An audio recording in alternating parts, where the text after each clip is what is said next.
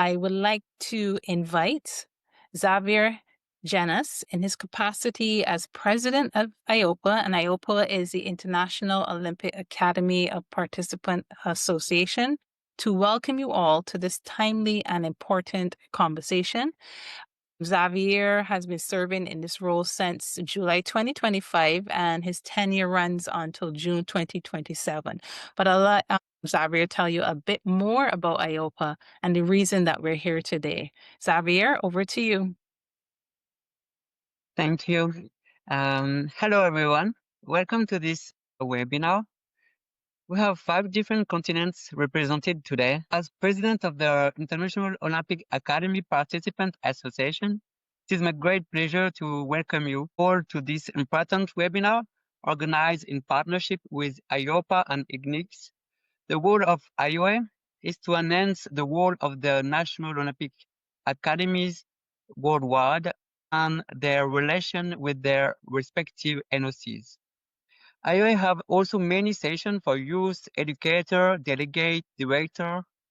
The alumni of the International Olympic Academy serves as an ambassador of Olympic Paralympic values, promoting education, cultural exchange, and ethical leadership in sport, and fosters dialogue and collaboration across culture to advance the Olympic movement.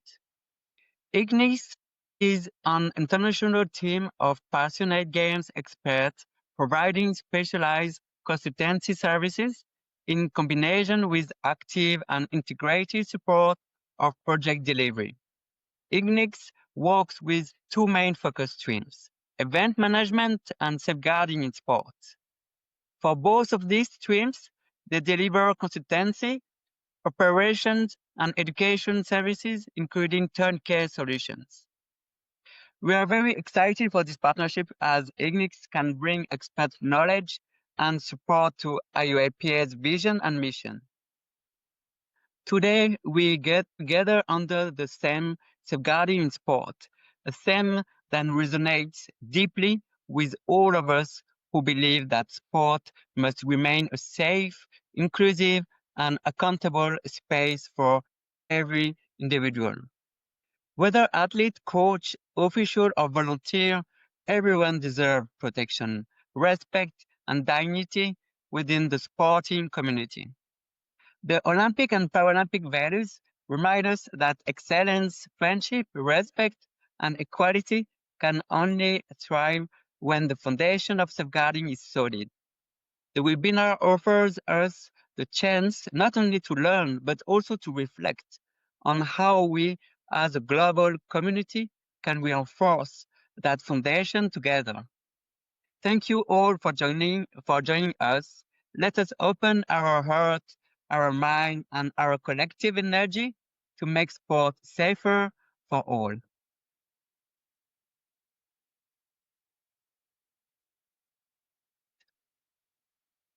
Yes, thank you.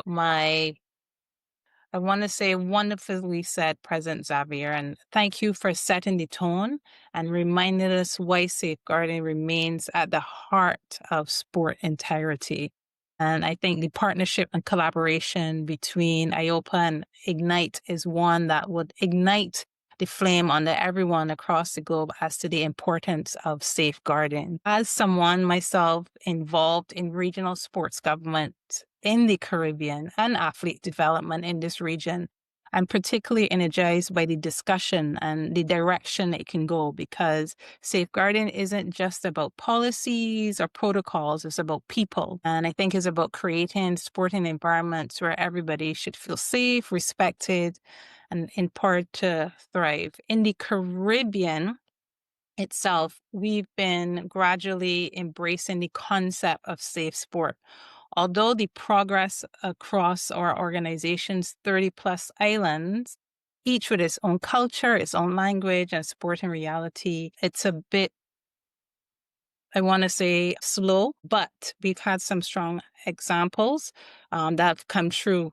Most of them have come true the Sport for Development movement, and here are Cricket West Indies, where there were some partnerships with UNICEF and other human rights agencies, which would have delivered earlier safeguarding workshops in our region. I mean, stuff like that has been around even before it was on the radar or become the key focus of being recognized as something required across mainstream sporting environment.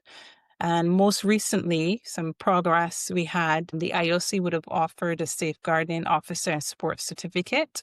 And we had 4 graduates from the region, all females. Although it's small, I think is a powerful sign of how the conversation and how engagement is moving forward in leadership in safeguarding. With that context from the Caribbean, I want us to move into today's discussion and hear from our first speaker, Daniela Negreda, who is the safeguarding lead at IGNITE. And Daniela is a senior leader with nearly 30 years of experience at the intersection of strategy, communication, and social impact. She has worked across international organizations and some major global events and corporate environments where bringing together strategic insight and hands-on experience to her safeguarding work. As safeguarding lead at IGNITE, she oversees the design of practical, people-centered safeguarding systems, from event-based operational models to digital tools and certification frameworks. She has supported safeguarding implementation at the European Youth Olympic Festivals and has contributed to initiatives for the Paris 2024 Olympic Games and has played a key role in the EU Emeritus Plus project building European safe sports together. I think we call that BESST. So Danielle's approach is rooted in collaboration, and this ensures that safeguarding systems are not only compliant, but inclusive, effective, and human-centered. So with that being said, Danielle, I want to turn it over to you to be our first presenter for the second session in our safeguarding webinar. And as we're turning over to Danielle, just a quick reminder that you can use our chat as she speaks to drop your questions, and we'll pick up these questions in our Q&A segment at the end. Daniela, over to you. Thank you so much, Ytannia, for the introduction. Lots of things happening, right, in this space. And also, I would like to thank President Xavier, because it's very important to have this collaboration between the organizations. And we will talk a little bit more about why it's so important, collaboration. Today, we have about 50 minutes together, and as we have a lot of people in the room, we don't have the mics open, for a lot of questions at the beginning, but I still like it to be a very interactive session. We will talk today about exchanging practical experiences and insights in safeguarding, and also learn some proven approaches on how we can create a safe and supportive environment for sports. So this is how we will get along. Knowing that in the audience we have different levels of people interaction with safeguarding, I want to start with a very basic and starting question. What is safeguarding in sport? We are going to play a little game. So most of the presentation, we are going to be interacting through this game about myth or fact. So the idea is that I will put a statement here on the screen, and then you will be prompted on a poll, and you vote if you believe that the statement that was just said was a myth or if it is a fact. Okay? And then once we get the answers, we will move in to discuss if it is a myth and a fact and explain a little bit the statement. So this way we move along through the concept with everybody thinking through it and not just having to listen to my voice. Okay? So we will start with our very first statement, and it says that harmful behavior happens in every sport. So now you're going to be prompted poll here, and you can select if you believe that it's a fact or if that's a myth. Okay, and we will go through it as people vote. It goes very fast in here, and it changes for me as each person participates in our poll. So again, harmful behavior happens in every sport. Do you believe that it's a myth or it's a fact? So we got here the answers, and it's about 92% of people saying that it's a fact. So we will close now our poll here, and we will look that, yes, it is a fact. We are actually talking that no matter the sport that we are talking about, there is a possibility for harmful behavior. So every sport can have it happening to participants. A second statement is that transgressive behavior is only about sexual abuse. So if you believe that's a fact or a myth, just repeating the statement, transgressive behavior is only about sexual abuse.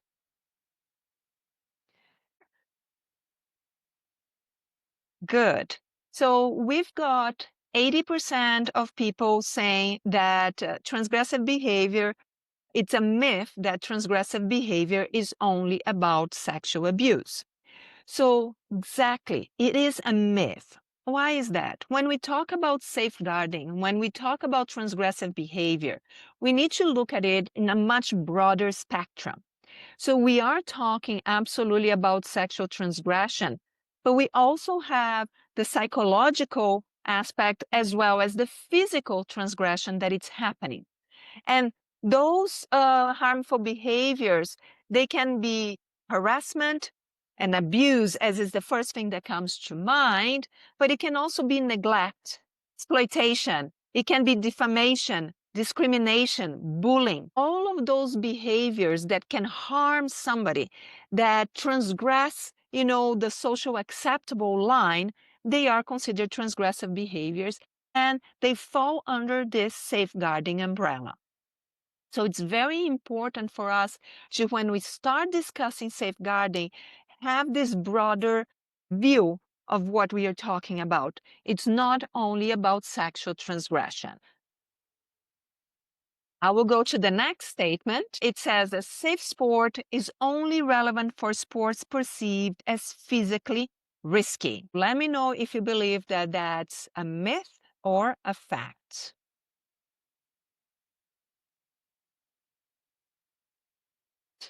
So that was a fairly easy one. We got 100% of people saying that that's a myth, and it is. I had already mentioned in a first statement that, transgressive behavior can happen in all types of sports. So it's very important for us to here start thinking that it's not just the physical aspect of the athletes possibly being injured because there is risk within the sport, but there is a chance of athletes being physically harmed because of people's behavior, not really looking into if the sport is risky or not. So very important for us to start building up in the concept that it's in every single sport. It's not just sexual abuse, and it's also not the idea that somebody can be harmed because they are practicing the sport alone. But again, talking about behavior. When I go to the next statement, harmful behavior impacts both males and females. What do you think? Is this a myth or a fact?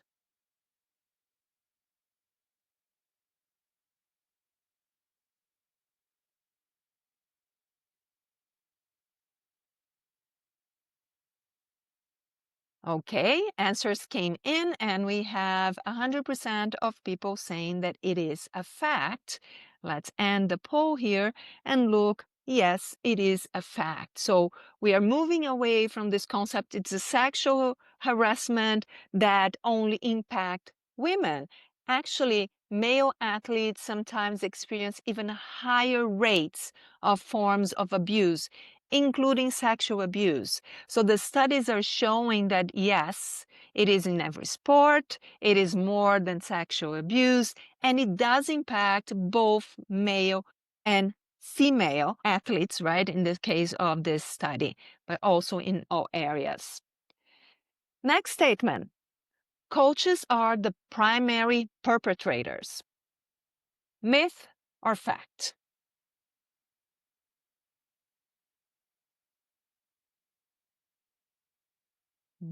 Answers coming in.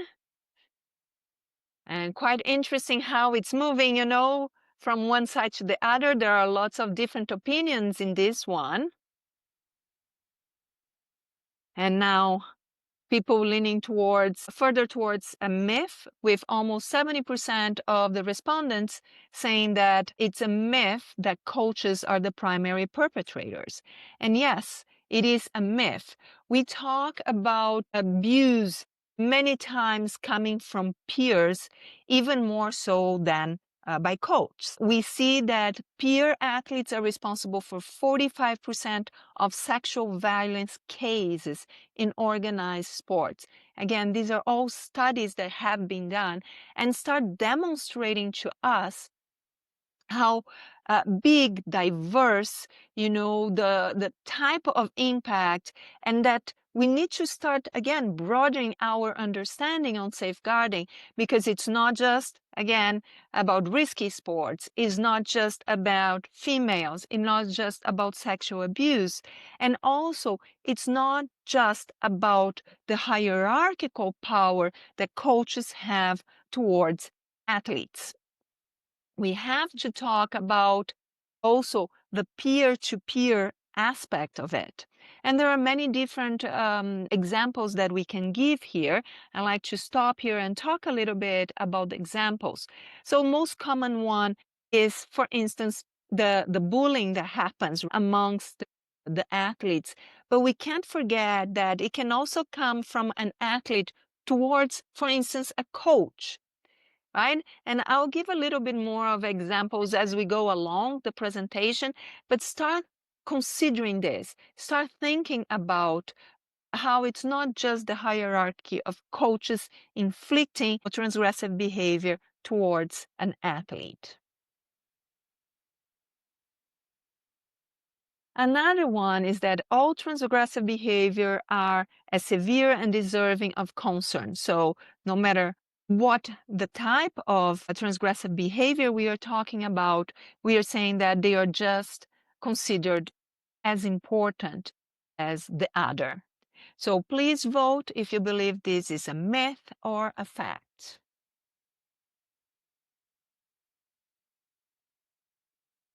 I see people voting here, and we have 100% of people saying that it is a fact that, you know, no matter what type of transgressive behavior that it's happening, it is deserving of concern. And absolutely, you know, we have to stop thinking that just the sexual abuse cases deserve attention.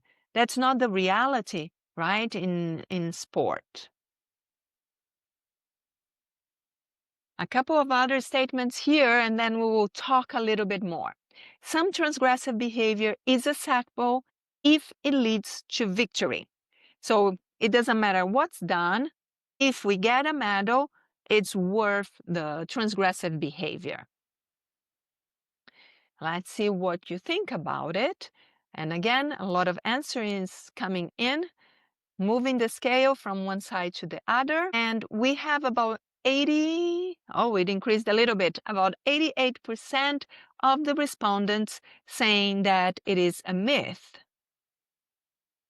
And when we finish the poll, we actually look and we start the discussion that the medal is important. Absolutely. Winning, victory is important. Yes, but it should not cost the well-being of those involved. And I'm not talking just about athletes, right? We are talking about the well-being of our sport community. That's very important. So it doesn't justify, it's not that anything justify behaviors because of a victory. One more. If we don't see it, it's still happening. Do we believe that this is a myth or a fact? Okay, lots of responses fairly quick on this one. And we can see that about 95% of the responses that came in said that it is a fact. And yes, that's the reality. And we even talk about the salient bias phenomenon. So that means that people recognize transgressive behavior when they are really the big, prominent cases. So the ones that deserve media attention, normally the ones that involve sexual abuse. And this is probably the reason why we have some preconception that transgressive behavior is linked to sexual abuse. Most likely, it's also the reason why we believe that there is this tendency of being more towards females. But we need to understand that there is, the whole bottom part of the iceberg under the water. And as we talked about, no matter the type of concern that we have, they are all equally important. And we need to ensure, that the less prominent forms of transgressive behavior are also considered. We did a lot of research during the Building European Safe Sport together, and it was quite interesting to hear sports organizations say, no, here in our country, we don't have those type of behaviors. Or hearing things such as, we are, a family here in our club, right? It's everybody knows each other. But we also have to think about, as studies show, that, especially sexual abuse of minors, not just in sport, but in general, happen within the household. And this is a global average, global study. So we have to understand that saying that, well, we are a little family, that's not protecting anybody. There is so much more that can be happening.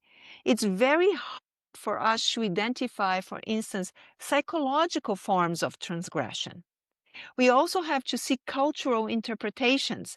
And we talk about cultural interpretations not just about country, but also sport culture.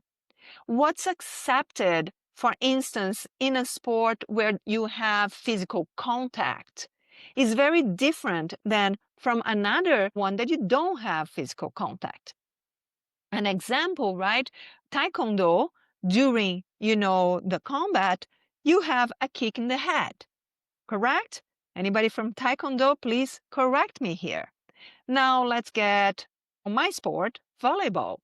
Well, volleyball, you don't have contact. So, of course, a kick in the head will be considered a transgressive behavior. So we also need to understand this cultural interpretation. But the kick in the head has a time and a place. And this is where we have to understand where the line is and make sure that everybody is seeing the appropriate moment, right, to have that kick in the head. So this is just an example to show that the bottom part of the iceberg, it's huge. And we need to ensure that those small things that we are not seeing are still happening. And those are the ones that we really need to talk about. We need to ensure that we can prevent.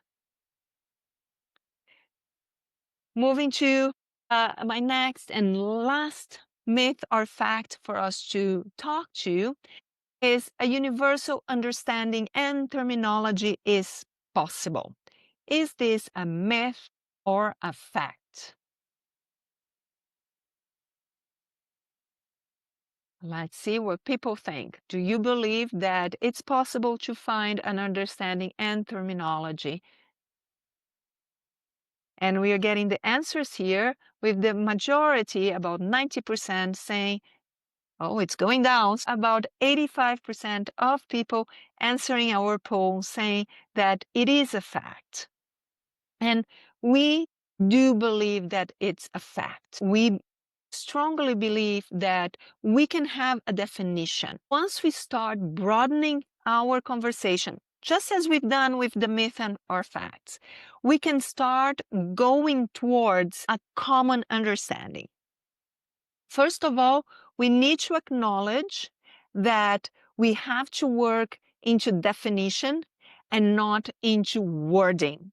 Why is that? Let's think each of us in our own language. Safeguarding is a word that does not necessarily translate. Start thinking about your own language. It's very hard to be able to summarize in one word everything that we are talking about here in safeguarding. So for that, we have the assistance of some definitions and some concepts to be able to have this understanding and stay within the same terminology. First of all, you heard me use a lot the term transgressive behavior. And we believe that that's an easy way, translatable way for us to address what is this type of behavior that we are talking about in safeguarding. It's a little bit different than saying unethical behavior, because when you go into unethical, first thing that comes to mind is, people are stealing money. This is part of integrity, but not part of safeguarding. So we have to find a terminology that we can separate, but it's still understandable. So the transgressive behavior is when you are actually seeing that it's crossing a line with a behavior. And how we perceive this crossing the line is when there is actually a form of misuse of a relationship of power that then violates someone's access to safe sport. So what does it mean, this relationship of power? And you are probably saying, haven't we seen that it's not hierarchical? And then suddenly we are talking about relationship of power. Yes, because we are talking about any form of misuse of relationship of power. The hierarchical power is just one of the many forms. So yes, you can have people using coach athlete. You can have, using as president of an organization and the coach, right? This is also a hierarchical relationship of power. However, there are many other forms. The example that I gave earlier about bullying, amongst athletes, for instance, of peers. Well, one kid, for instance, might be singled out, and it doesn't need to be a kid. It can be in adult sports as well. It can be somebody with a stronger body. So we are talking about physically being stronger. For instance, bullying or hitting somebody that is smaller, weaker, right, or younger. So you have this imbalance of power because somebody is stronger than somebody else. You can have this relationship of power between genders. You can have relationship of power being broken because of age, older and younger. But we also have to think of a different relationship of power. Getting an example here where you might have a club, okay, where sports practice, and the athletes come from affluent families. So their economic background, they have money. And you might have, let's get, for example, an assistant coach that comes from a different background, maybe, simpler or less economic affluent. And you can have this group of athletes, discriminating or bullying, harassing this assistant coach with a misuse of the relationship of power, believing that the economic aspect is a reason, to abuse of this person. Okay? So you can see that it can go in any direction. It's not just hierarchical. You can have many different examples here. You can have, for instance, during an event where you might get a VIP person that comes in, and because it's a VIP, might yell and, intimidate a volunteer because it is a volunteer. And again, it's all about the misuse of relationship of power. Talking still about broadening here, we also have to think about the sexual, psychological, and the physical aspects of the transgression, right? So it's all part of this definition, remembering that we talked about being for every single sport, being for male and female, not having just the hierarchy, as we think about, but also expanding in the types of transgressions that occur. And we have to add one more part to it, because we start talking about transgressive behavior and people believe that it's just the in-person, the contact one. When in reality today, and we can take us here as an example, we are so much online that we have to consider that as an environment that it's also possible to have transgressive behaviors. So for example, we might be having an online meeting for a sport organization, and one of the participants start yelling with others, start disrespecting, being aggressive or threatening that person. It happens online and not in person, but still that behavior that it's happening, it's causing a psychological trauma to somebody else. It's harming somebody, even though it's being done online. Other situations is, for instance, emails, right? Or even a worst case, which is happening a lot out there, which is social media. I'm going to talk a little bit more in an upcoming slide about it, but keep that in mind. We are here to really bring in a much broader definition of what safeguarding is. It doesn't fit in one word. And this is really what we have to understand here. It's a whole definition of a concept that together form this protection, right? And prevention. Right? It's the two words that we like to use for safeguarding. So if I keep moving here, now that we talked a lot about the definition, and I hope that everybody has the same understanding, right? Why are we talking about safeguarding? But really, why does it matter, and why does it matter for you? So just to make sure that you are not just listening it from me, I bring a video from a colleague, Dr. Nicolette, and she will talk a little bit about why does it matter for you. So why it matters to us talks about the current situation in sports organizations. First one is the infancy stage that we are in. That's quite interesting, you know. We did research during the Building European Safe Sport Together project, and we realized that within Europe, only 30 to 40% of organizations had, for instance, a reporting mechanism in place. And for those, only 10% had a follow-through.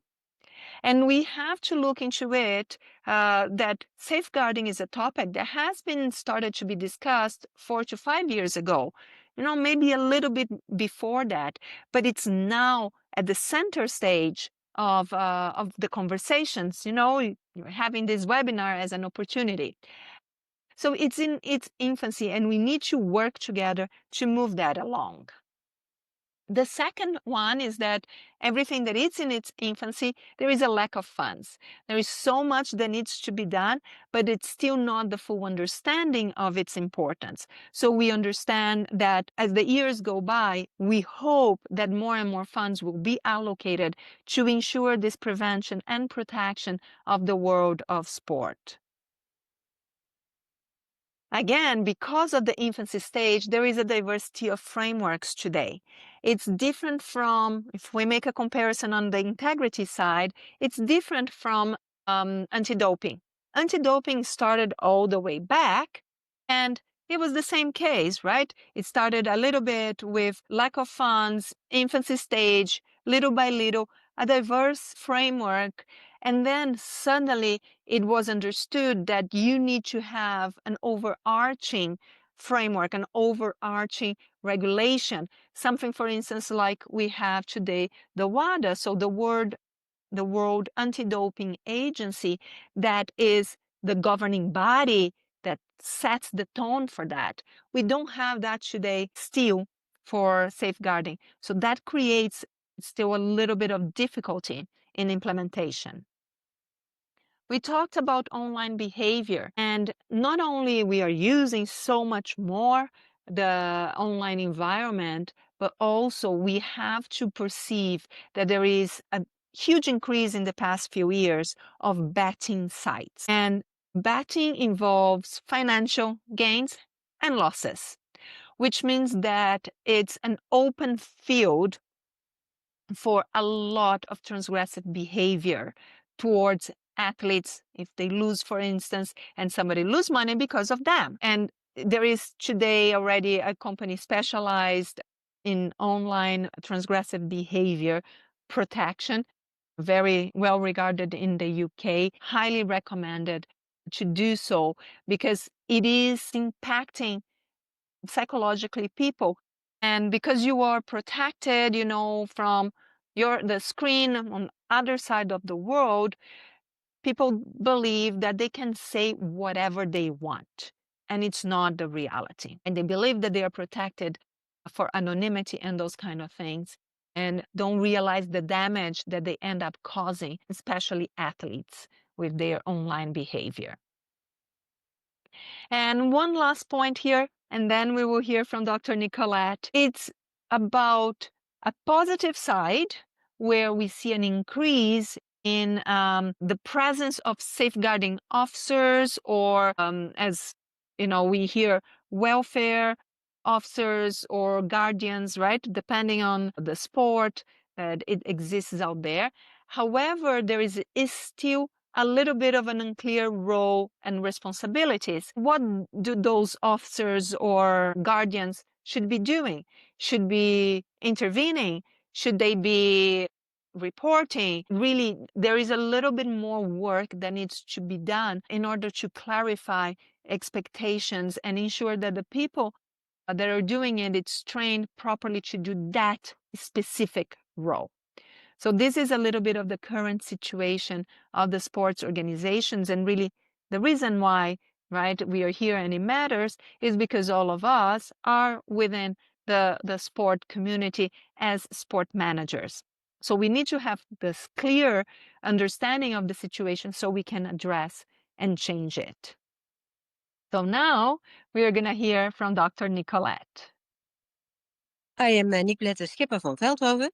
I'm a professor at Windesheim University and the University of Twente in the Netherlands, and my research focus is on sport pedagogy as well as on sport risks and safety. Research shows that 75% of children in organized sports experience some form of transgressive behavior. 2/3 encounter psychological transgressive behavior, and 1 out of 5 faces sexual transgressive behavior. And certain groups, such as elite and handicapped athletes, are more at risk. Perpetrators may include teammates, coaches, physiotherapists, doctors, or even spectators. So it is a big problem within organized sport. Despite decades of policy efforts to reduce transgressive behavior in sports, the rates remain high. Addressing these issues is complex as they are influenced by cultural norms, social standards, and beliefs affecting all layers of the sports system. So a cultural change is needed. A cultural shift is essential. Leadership is needed in policy making, macro level, within sports clubs, meso level, and especially among coaches, micro level. Every stakeholder in organized sport has a responsibility to ensure a safe sports environment. To make sports a positive, growth-oriented experience that enhances performance, a safe sports environment is essential. So we need a rethinking of the system, but it happens in the whole of society, and we need it for the whole of society to rethink what we think is normal behavior. Famous football player within the Netherlands, Cruyff, and he had also had famous arguments. And he said, you only get to see it when you want to see it. If you go look for the things you want to see, you will see them. So persons who don't want to see that it's also happening in the sport, it's also happening in the sport clubs, will not look. They don't want to address the behavior. I'm a behavior scientist. I cannot change your behavior. You have to do that yourself. We can only guide you the way, but then you have to make that step yourself. And the realization that safe sport is essential to get performance, essential to develop children, essential to get positive experience, essential not to drop out from sport for children, essential to be a healthy environment, that's the key. If they don't see the key, I can show them the door, I can give them the key, but they have to open the door itself with the key. And if they don't want to, what do? We have a lot of knowledge. We have a lot of materials. We can show them the way. And the most frustrating thing for our scientists is that we have all those knowledge, but that they don't use it. So keep using the knowledge we send you. Yeah, very well said from Dr. Nicolette. And we are here today giving you the key, showing you the door. But we hope that we get you motivated to actually use the key that we are giving you, because we are calling for a cultural change in sport. We really think about a collective commitment that it's needed. We need to start talking about setting new standards. You've seen, when we talk about definition, how much broader safeguarding is. We need to focus on empowerment, especially because people have to be aware that, what transgressive behavior is, be able to identify, be able to fight for it. We need to address power imbalances. We saw that it's not just hierarchical. And for all of that, it needs to be a shared responsibility. The whole of the sport community needs to be behind it. We heard also from Dr. Nicolette that it's a multi-level challenge. If we want to change, we have to go all the way from the macro level to the micro level. We cannot leave anybody behind. Is it going to be easy? No, it's not going to be easy. Implementing safeguarding, it's not a simple process that, okay, we want to have it. We just, clap our hands and the next day we have it. It's not that simple, but it is possible to be done. And we have to find tools. We have to find strategies where together we can build it, right? This is why we are here. This is why we are discussing. We are giving our first steps here to a global understanding on the needs. Then we can start moving on what needs to be done. How do we achieve this level of awareness, this level of prevention, and this level of protection? As I said, it's not going to be easy, but we hope to get everybody on board, and with seminars, with webinars like this, to get people talking about it. I always like to give the example that each of us are like that small pebble that you throw in the middle of a still lake. It will create a ripple effect. Now imagine all the pebbles that are being thrown, all of us from this webinar talking about it, bringing to our own networks, to our own community. We can really start changing the behavior, changing the culture. Talking about it, it's the number one thing to start the change, the cultural change that it's required. This is a very powerful message that we want to implement. And once you start the conversation going, comes the hard part, which is, okay, now what should sports organizations do? As I said, it's not a simple step that tomorrow you will have safeguarding implemented, but you have to start talking on strategies on how to do that. So I'll go very quickly. I have about 10 minutes to go over it. A couple of steps for you to understand what needs to be done for you to ensure the whole process in place. Most likely, you won't be able to do it on your own, right? So we start with the very first step, which is an organization structure. So the organization first needs to have the awareness, the knowledge, and the willingness to invest on it. And to be able to invest on it, it has to find a proper structure. It might be a person that has done a course, such as the IOC Safeguarding Officer one. It might be somebody that has done, with a Guardian course, but it might be somebody that has been, as we call a survivor, that has suffered, experienced some sort of transgressive behavior, and it's a champion, right? Wants to get the flag of this. It might be a psychologist. It might be a sport administrator that has the view of managing a project. It might be a lawyer. it doesn't matter the qualifications. It matters that it's somebody that will be able to structure the organization. Because the very first part of it, it's going to be to build a legal framework. Unfortunately, we have to deal with legal side of things, because when we talk about criminal cases, okay, there is a law in a country. So most likely in all our countries that we are talking here, sexual abuse is a criminal offense. Correct? So this will be dealt by the proper local authorities, right? Police authorities, right? However, in other cases, when it is not a criminal offense, we are talking about disciplinary. And that means that you need to have a legal documentation where it gives you jurisdiction to be able to implement, let's call it, some punishments, if there is a transgressive behavior.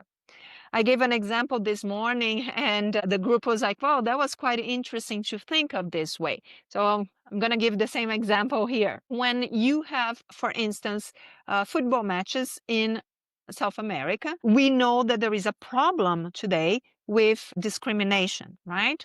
So in some countries, calling an athlete, a Black descendant athlete, of monkey can be very offensive, and it's a criminal offense for discrimination. However, in some other locations, it's not. So you start to have a problem when you are in a country, okay, where it's not illegal, let's put it this way, to call an athlete monkey, which is very offensive, correct? And there is nothing in place that can be done. However, if there are disciplinary, right, framework, a legal document that says that that type of behavior is transgressive, you can then really address it. You can stop that type of behavior, because when somebody is coming into an organization, when somebody is coming into an event to play, or coming in an event to watch, they are agreeing with those rules of the location where they are attending. So you are able then to put them within their jurisdiction. So this is really important to have. And this is why when you are building a robust legal documentation, you need to have all those things in mind. Who am I going to go? Am I going to go all the way into the spectator, right? To cover that group of people? How are we going to report it? Is it enough to have just an email? Well, what happens if you get somebody reporting something on an email? You need to make sure that you can manage that procedure. That means that you are able to investigate, you were able to get evidence, you were able to, in a way, adjudicate, to judge, is this right? Is this wrong? Is there a penalty, a sanction that you will apply? You need to be able to protect the whistleblower, the witness, the victim, from retaliation. And all of that has to be done thinking about data protection, confidentiality, and impartiality. So there are ways of doing it, and today there are already a lot of different frameworks, okay, that have been put in place that can guide you to adapt to your organization. So has already told you some of those steps and how to address it. So this is the very first step to take. Once you've done this, which is one of the hardest part, you get into ensuring that that's communicated. So this is where you will have training, you will have awareness campaign, you will be sending out the documents for people to see, you'll be sending out for documents to agree with it. For instance, a code of conduct that people sign. It's when you will have a document, to join your club or to join your event as a spectator. You have to agree with those things. You know that box that nobody reads when you are registering for something? That's what we are talking about. It's going to be in there. So people agree, and this make the jurisdiction being valid. So this is the second step. Then we have to look into other practices, since you have to protect before it's happening, right? You need to think about hiring processes. Who am I bringing into the organization? Who am I bringing in to be part of the team? As an athlete, well, we are looking at an athlete that it's great, lots of medal, but it's always demonstrating trouble. It's known for fighting with coaches and even getting aggressive. Is that the type of people that we want in our, to go through in our hiring processes?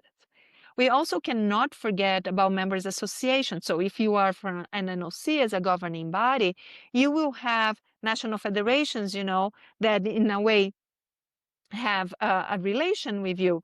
How do you make sure that your process is cascading? How do you work together?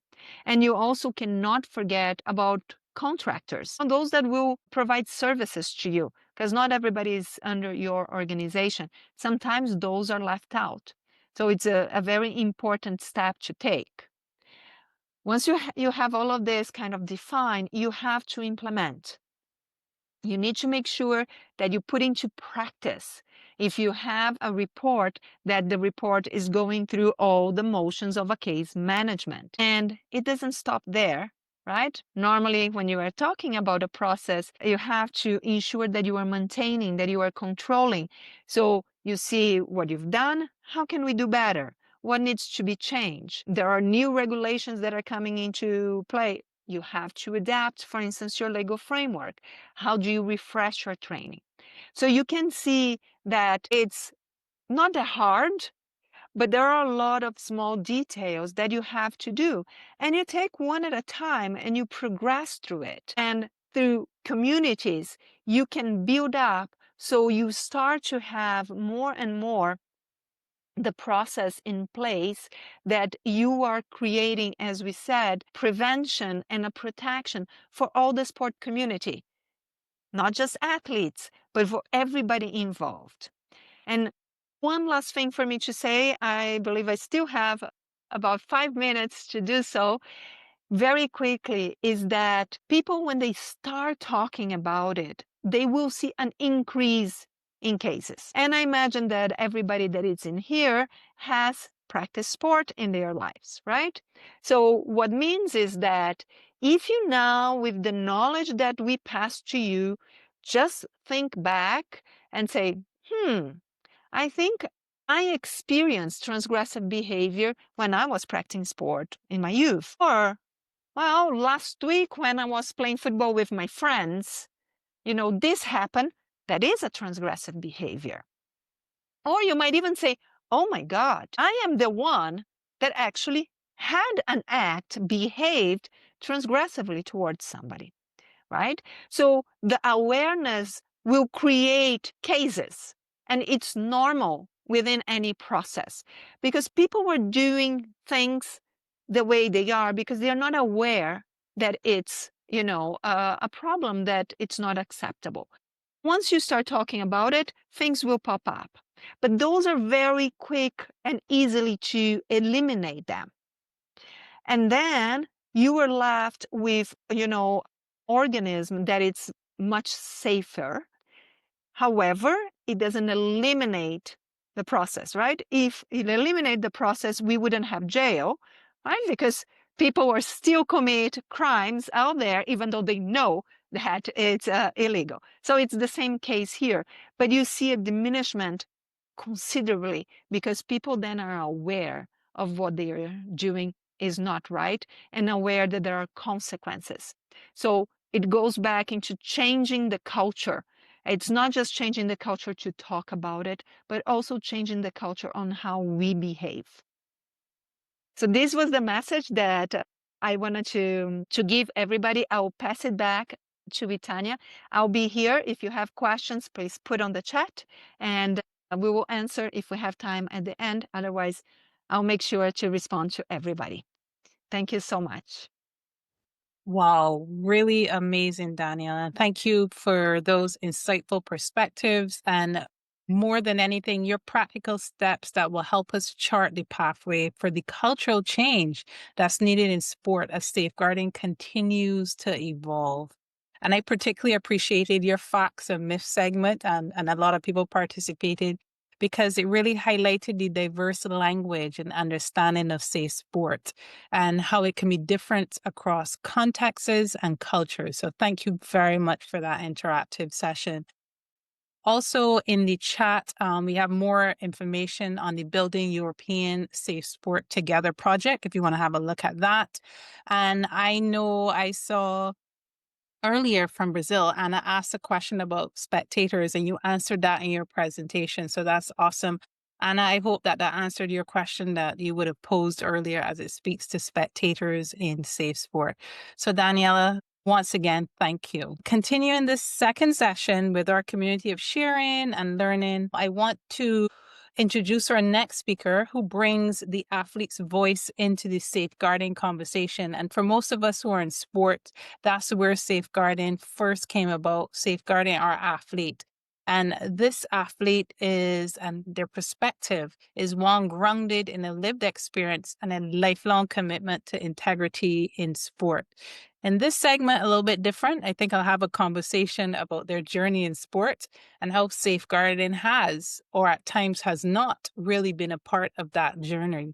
So join me in welcoming Andreja McQuarrie, an Olympian and former elite alpine skier who represented Yugoslavia in the 1984 Winter Olympics in Sarajevo, a junior world champion, and later a world professional champion. Andreja's athletic journey shaped her passion for athlete-centered values and safe sporting environments. Upon retiring from competition, she built a distinguished career in the international sport administration and event management, where she's contributed to major events, including things like the Pan American Games, the World University Games, and several Winter Olympics. That's the one thing I need to get to Andreja, a Winter Olympic Games. She's also an author, and she authored key IOC guidelines such as the Olympic Games Guide on NOC services, and more importantly, the Athlete's Experience Guide.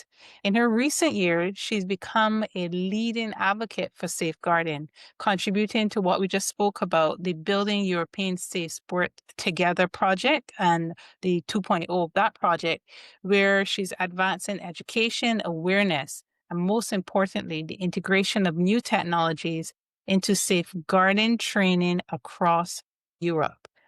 I mean, her work bridged the athlete's experience, governance, and innovation, and is really helping sport evolve into a safer, more inclusive space for all. So, Andreja, welcome to the conversation. How are you?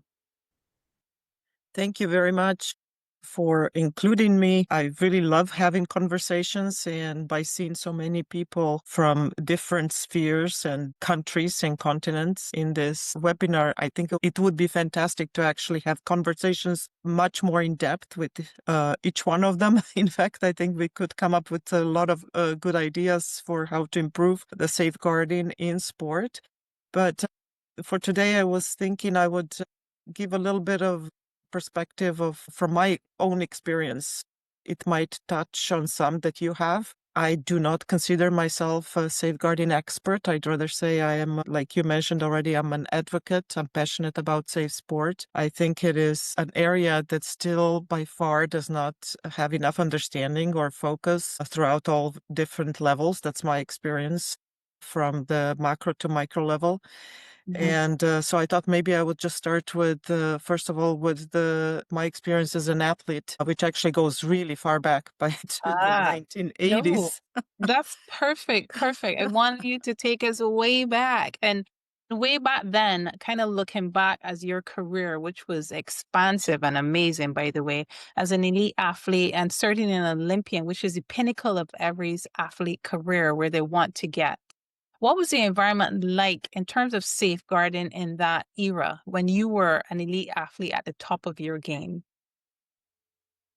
When we say word safeguarding, I can say that I myself, even though I'm in sport my whole life, have only heard it maybe I'm guessing right now, like 7, 8 years ago. And at that time, when I was an athlete, we had very few rights, I would say, in general, to say what we will do if, for example, if some training was not, we didn't feel even physically safe for us, for example, we pretty much didn't dare to say that because we thought whatever we were told we were supposed to do. I'm also reflecting now on, now in this last years, when I'm more paying attention to safeguarding, how actually there were so many cases, even as a young athlete, as like 10 years old, 11 years old, and so on, that made me really uncomfortable, even as a bystander watching how some coaches treated my teammates, for example, and I remember being helpless and not knowing what to do. I still think that this is difficult today for most people, but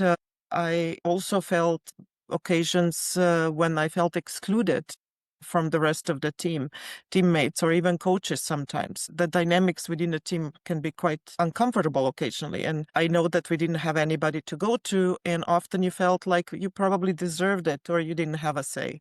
Anyway, but maybe I'll share just quickly one example that actually combines a lot of different transgressions the way I see it today, not at that time. I didn't know how to name them or define them, but it was a case when the national team during the World Cup tour in North America had me and my colleague, my teammate, I still call it like they sacrificed the two of us to go compete at a downhill race, which we never trained for, just so that the whole rest of the team could actually have the expenses paid, because that was the rule of the World Cup at that time. So first of all, just to paint again the environment at that time, I didn't want to go. I didn't feel safe to go. However, you had no word in that. And of course, I'd rather be training my discipline slalom like the rest of the team. But my teammate and I went there to this downhill competition. In the meantime, it happened to be that no coach from our team went with me to the start or to the race. In fact, they were with the rest of the team training, which is unheard of even today or at that time, that the coach would not accompany an athlete at the World Cup race, let alone at a downhill that you didn't train for, which is per se quite a dangerous discipline. It can be. And I happened to be one of the many athletes injured, because it was such a competition that had other problems, that other athletes got injured as well. Myself as well, it practically effectively ended my ski racing career and impacted my life afterwards. For many decades, I could not be the same active in the same way as I would have liked to be. But I don't want this to be mistaken as a physical transgression. I really want to point out that this is really neglect from the coaches sending you somewhere. It happened to also be dangerous. Even if it wasn't, it would be a neglect. But in addition, it was dangerous. Resulted in an injury. But then they also sent me and my teammate, we were both actually injured from this downhill. I was on a wheelchair and she was limping, and they sent us home with all the equipment by ourselves back to Europe. And that was another step of neglect, complete neglect, and showing basically you don't mean anything. In this case, didn't go for the results, but went for the money, and the money was more important than an athlete. And so on. So I still don't feel good about that. And only now I realize that this is one of the really good cases that encompasses a lot of different aspects of misuse of power and neglect and so on. Thank you for sharing that powerful story. And I think that powerful story gives credit to why the athlete's voice is so important, and why having persons like yourself in the safe guarding space helps push the envelope and helps show this generation of athletes what their power is. So I appreciate you being vulnerable and sharing your story.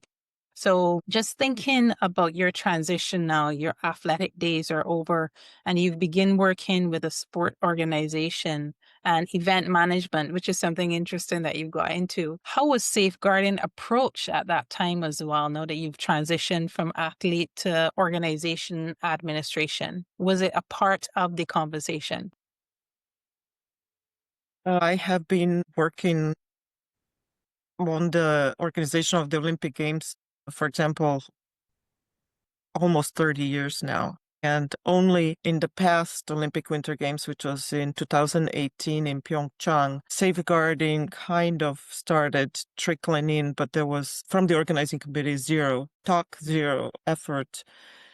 The IOC has been leading in developing the safe sport. However, until recent years, there was nothing, not even the discussion about safe sport in the organization from their organizing committee perspectives. And I have also worked with the IOC on writing the Athletes Experience Guide, and that's about 7-8 years ago. And in fact, there was no word about safeguarding at that time, which is quite horrifying to think about. And it was everything about Olympic experience and having the basics taken care of, but not specifically about safeguarding in any form or shape, in fact. And only then, so 2-3 years ago, I am talking about my experience. Of course, others probably and hopefully have done this sooner, but even though me being involved in all these areas of sport, have only in let's say 2023, so a couple years ago, I have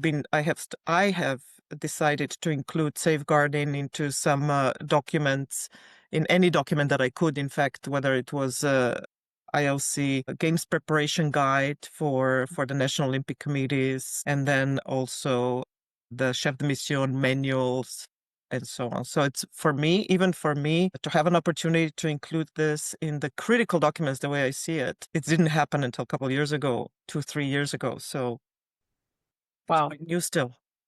Wow. I appreciate that you would have done that. I would have been chef at CAC Games, where now the discussion is about how many athletes in the room, you can't room with a coach, and different things at different levels. Your experiences then, is there any specific incident that you think would have, in your journey in sport organization and event management? I know we spoke about your athletic experience that shaped and guided you into this area, but was there anything specific that you can speak to that really made you know that what you were doing is important in advocating for safeguarding in sport in that arena? Of course, I have been reading a lot and listening and following what everybody has been doing, everything I could hear or read about for several years, and been involved in this Building European Safe Sport Together project. I think that started like 3-4 years ago. But I thought maybe, since we're talking about a case, I could talk about one quite not a huge case, but something that really made me think, or it happened when I was the president of the women's football club in Slovenia. So it's the first league football club, and it has girls from under 9 years old through all the age categories, all the way up to the senior level that plays in the first league. And what was really good there is that probably about 5 years ago, the UEFA made the requirement that all the clubs that wanted to be licensed, they had to have the safeguarding policies and procedures in place. I had written those. I had all the parents, coaches, and athletes sign codes of conduct, and on whether they went, additionally, whether they went to a camp and so on. Parents and the children, minors, had to sign both. And as I said, we had a trust person. So I felt like that was a huge step forward because there was nothing before, right? And so we had this in place, but in fact, it was right before we had that in place. It happened that a parent actually of an athlete sued our club because their daughter, a minor, under 15 team, abused or spoken about negatively among the teammates online in the chat group. So we were not aware of that. It's a little bit a complicated story because the parents had told the daughter to lie, to not tell the coach and the teammates that she was playing for the boys in the morning, and then in the same day for the girls in the afternoon, which is not allowed. And then, of course, after the end of the girls' game, this was discovered by the federation, and the club lost. The team, even though they won, they got 3-0, right? A loss. So it was quite disappointing for the whole team because they also had consequences for the overall standing and so on. So, of course, the girls were upset. And they were talking about it in a chat where the girl was also present. So we didn't know this until the parent alerted us to it and brought us to a very interesting point. Like, we cannot control what the children talk on the, of course, we can do education, but so should parents as well. So we really had to give it a big thought how to actually deal with this. At the end, we decided that we would do education lesson for the girls and so on. But it was an unpleasant situation for a long time to go through this legal process with lawyers and so on. So just what brought to the forefront was like the responsibilities. Who's responsible? How you react? You know, you want to protect the children, but at the same time, we felt very powerless. So I think that what I came to a conclusion through that is that really there's a lot of education and awareness needed to be done, and everybody needs to do their role. All right. Yes, totally support that perspective. And thanks for that story again. It shows, where does the responsibility for safeguarding lie? Does it lie at the organization? Does it lie at the coach? Does it lie at the parent? Does it lie at the athlete? And who is culpable in situations like this? So your experiences certainly have been shaping how you have evolved as an advocate for safe sport. Let's bring it forward to today. Now that you've had that experience from the organizational level and as an athlete as well, from your perspective today, how do you see the evolution of safeguarding in sport? That's a big question. In summary, I would say that there's a huge progress. First of all, we even have the word, whether we call it the same in our languages or not, that we call safeguarding or safe sport. And just by talking, what does this mean for each one or how to call it, that's already huge progress, the way I see it. And like it was said before in the webinar, there are safeguarding officers being trained and so on. But I still find out that there's a lot of people in the critical positions that still don't know what is safeguarding or what importance it has. And I found this through working with in my country, in Slovenia, a little bit with the government through the National Olympic Committee and then with the one national federation, for example, and found out that really there's very little understanding what it is. And there's a lot of work still needed to be done. The government basically said it was about a year ago at the round table that this is a government person responsible for sport who said that Slovenia is a very safe country. So we shouldn't worry about this so much. So that really tells me we're like light years away from even knowing what we're talking about, let alone including safeguarding in the 10-year strategic plan for sport that we've been trying to do. And the government basically said, no, this is every sport organization's responsibility at the same time. So there's a lot to do. There's a lot happening. And I'm happy that the IOC is also leading these efforts, continental organizations. So I think that the future is there. And we have a lot of work to do, but we do I'm have a glad lot we're of work. talking. Yes, but let's take our wins, our small wins as they come. As you said, we're actually having the conversation and in the importance of embedding it in multi-sport events. Why, and this is my final question to you, I can go on chatting with you, your experiences are so diverse. Why do you think it's important to embed safeguarding measures in particularly multi-sport events, such as the European Youth Olympic Festival? Yeah, one thought on that. Why do you think it's important? I think there's lots of aspects of the importance, but it provides a special environment because in the international events or multi-sport events, we have athletes, people, coaches, organizers, national federation or international federation representatives from all the countries, various cultures, and so on. So it's a lot of different people with different understanding, different cultures coming together. And I think it kind of crystallizes a little bit that there's differences of understanding, opinion, and culture. So plus at events, maybe the tensions are high. It's a competition. The results are still very important.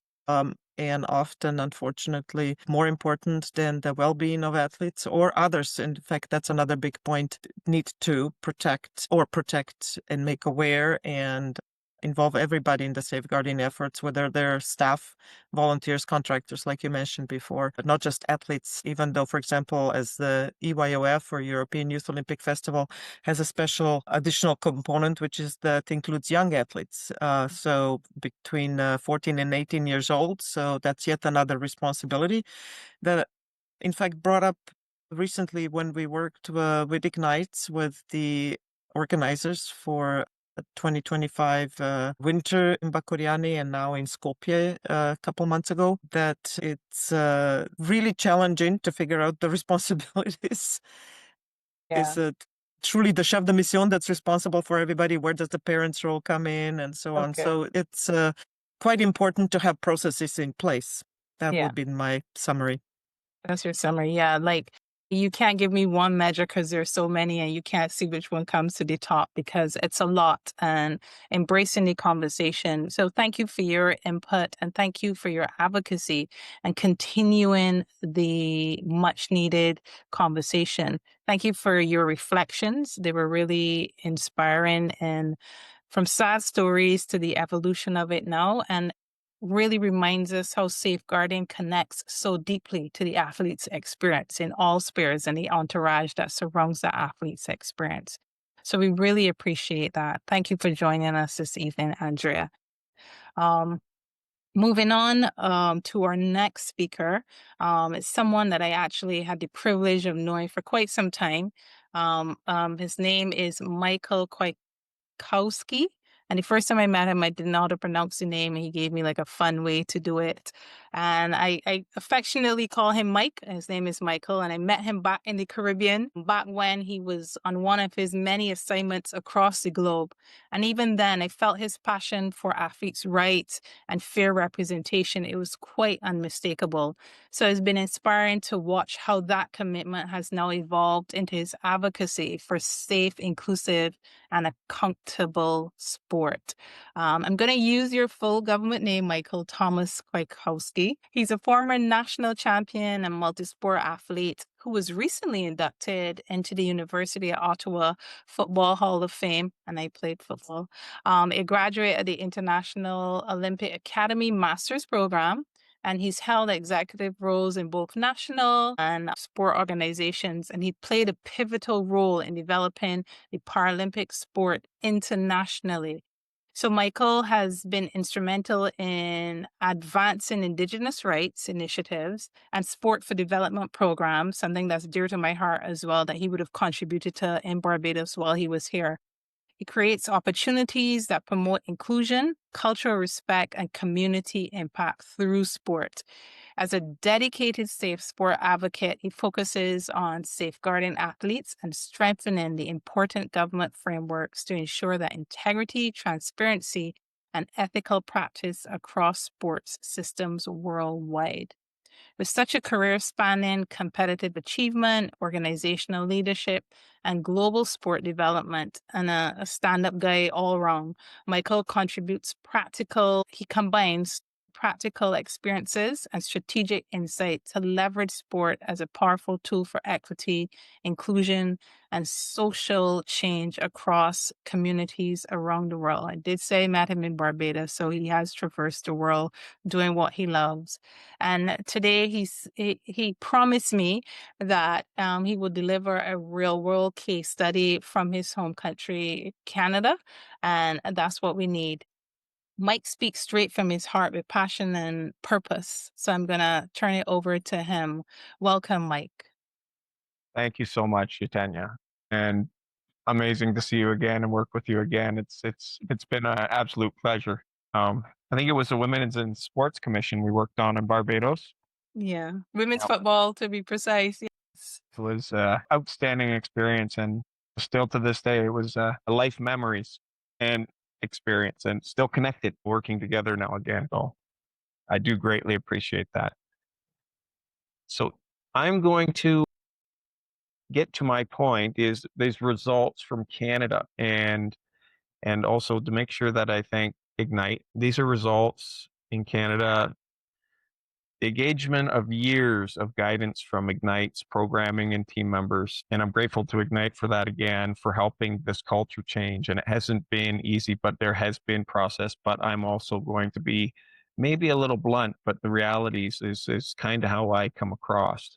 So, further ado, my position here, let me just get here organized. Safeguarding in sport, Canada's collapse and the global warning. Good morning, everybody, evening, everywhere, wherever you are. My name is Michael Thomas Kwiatkowski, and today I am not here to celebrate success. I'm here to confront celebrated failure. When we talk about safeguarding in sport, we often look for models to follow.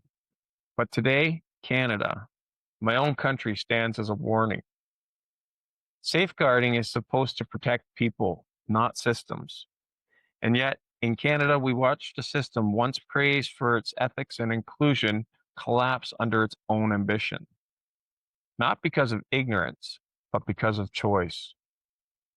I have my reason based on experience, education, and time, and I'll share resources to help you understand, including the outcomes of the long-awaited commission report.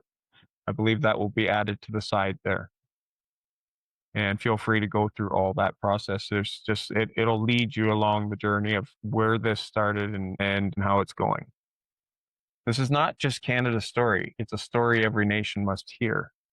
The Future of Sport in Canada Commission, released earlier this year, revealed what athletes had been saying for decades. Maltreatment was systematic, not occasional. Athletes described years of psychological, physical, and emotional abuse and leadership that looked away. The commission uncovered deep conflicts of interests, organizations investigating their own failures, administrators protecting reputations instead of the athletes. This wasn't a few bad actors. It was a culture, one that protected medals and money, not people. And that culture didn't start at the Olympic level. It started in the community gym, the local rink, the school locker room. Children were told to toughen up. Coaches went unchecked. Complaints disappeared into silence. A concussion? Drive yourself home. An injury? Compete anyway. At the elite level, that silence became institutionalized under Own the Podium, a national funding model that rewarded medals over morals. When dollars depend on performance, athlete welfare becomes expendable. Safeguarding was treated as a distraction, something that slowed down the quest for gold. That's not a Canadian problem alone. That's a global warning about what happens when winning becomes more important than being human. And while the abuse continued, Canada dismantled the very structures designed to prevent it. The Canadian Olympic Academy, once a hub for education on ethics and leadership, was quietly shut down. At the same time, Own the Podium was rising in influence, especially around the Vancouver 2010 Winter Games. Success in 2010 mattered, but somewhere along the way, gold overtook good. Following the successful time with the NSO, National Sport Organization, Bobsled Canada Skeleton during those games, I entered the International Olympic Academy Master's Degree Program and learned the definition of Olympism in Olympia, Greece. In my view, returning to Canada showed a different experience. The definition of Olympism in Canada became reduced to one phrase: own the podium. And to remove values even further, in 2024, the True Sport Initiative, a national movement built on fairness, respect, and inclusion, was also closed by the Canadian Centre for Ethics in Sport. Imagine that. At the moment athletes cried out for help, Canada continued to close its programs for ethics and values. That's not progress. That was moral retreat. It sends a message that when things get difficult, Canada protects its image, not its people. But not everybody accepted this silence. One of those voices was Amelia Klein, a lawyer and a former gymnast. She became the face of a national class action lawsuit against Gymnastics Canada and 6 provincial federations. Her work reframed safeguarding as a legal right, not a privilege. She reminded Canada and the world that protecting athletes isn't optional, it's an obligation. When institutions fail, it's often individuals like her who remind us of our collective responsibility. And her message resonates globally. Safeguarding without independence is not safeguarding at all. Here's the truth Canada learned the hard way. You cannot safeguard athletes inside a system built only to win. And even within this system, they don't always win. Yet somehow they feel entitled to export this model to other nations. When the same people chasing medals also control athlete protection, conflicts of interest are guaranteed. When funding is tied to performance, well-being becomes negotiable. When ethics programs are cut, abuse becomes inevitable. Canada didn't fail because it didn't know better. It failed because it chose to look the other way. So where do we go from here? Safeguarding cannot survive on policy alone. It must live in the values, in education, and in independence from those who profit from performance alone. Every nation, not just Canada, must ask itself, are we building systems that protect athletes or systems that protect power? It's not compliance. It's the moral foundation of sport itself. If Canada, a nation once seen as ethical and inclusive, can lose that foundation, then no country is immune. But that also means every country has a chance to rebuild it, to place people before podiums, and to make safeguarding the true measure of success. That is the challenge and the warning we all must take seriously. Thank you very much, Michael. As always, such a powerful and grounded perspective. And we really appreciate your honesty and the real world lens that you brought to this conversation. Coming from the Caribbean, sometimes we tend to look at bigger countries as having everything put together. But listening to you and that perspective makes me think that we have to have more conversations where we can share our experiences to help shift the culture, like Danielle said, as to the safeguarding world. So thanks again, Michael. There's something, and Ytannia, with Barbados, and I'll always be appreciative, when I was in board meetings and we were there, being able to laugh in the meetings sometimes, and even when it was, Mr. Beckles trying to translate and my Bayesian accent was gone, like there was humor. There was still fun. And then when it came back, it was different. There wasn't that aspect. So that's something when I think of like Barbados, a small country, I was able to laugh and enjoy myself at the same time where we were doing good things and working in the academy and working with the sports groups and working with the National Paralympic Committee. It was fun. And there was a good light to it because it was different. And I'll always appreciate that. There's the smiles that came from it. Yeah, those smiles are often sometimes a way of avoiding what you don't understand and avoiding hard conversations that we're having. But I like that you brought that to us. You still have to enjoy yourself and make what you're doing enjoyable. If it's too heavy, then people will tend not to want to be a part of it. So I appreciate all 3 of you sharing. This really kind of brings us to the end of this segment of our second session.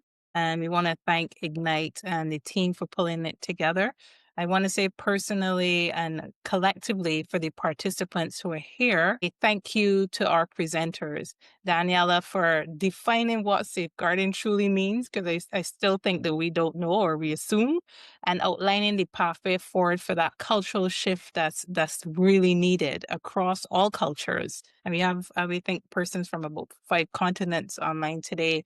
Andrea, definitely for bringing the Olympic athlete's voice and the lens of advocacy to the discussion. That really framed the context for why Andrea is doing what she's doing and Daniela is shifting the culture. And for Michael for always sharing the real truth with honesty and heart. That's what's needed, that lightheartedness to support the evolution. So thank you all for your openness and your insight this evening in our second session. We're going to turn it over to our participants, but we're going to close out our recording because we want persons to be able to, just like Michael, share honestly and have input across what is certainly I don't want to say the new baby of the Olympic movement, but it certainly seems that way because I'm in women's sport and now we've taken a back set because safeguarding, which is very important, but we still have to be mindful of how it's presented and packaged